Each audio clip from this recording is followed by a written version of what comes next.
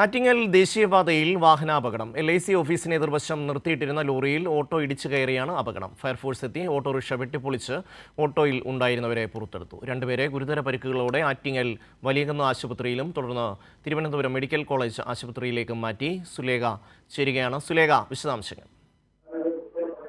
ഉച്ചയോടെയാണ് ആറ്റിങ്ങൽ ദേശീയപാതയിൽ അപകടമുണ്ടായത്. LIC ഓഫീസിന് എതിർവശം നിർത്തിയിട്ടിരുന്ന പാഴ്സൽ ലോറിയുടെ പിന്നിൽ കൊല്ലം ഭാഗത്തേക്ക് പോവുകയായിരുന്ന ഓട്ടോ ഇടിച്ചു കയറിയാണ് അപകടമുണ്ടായത്.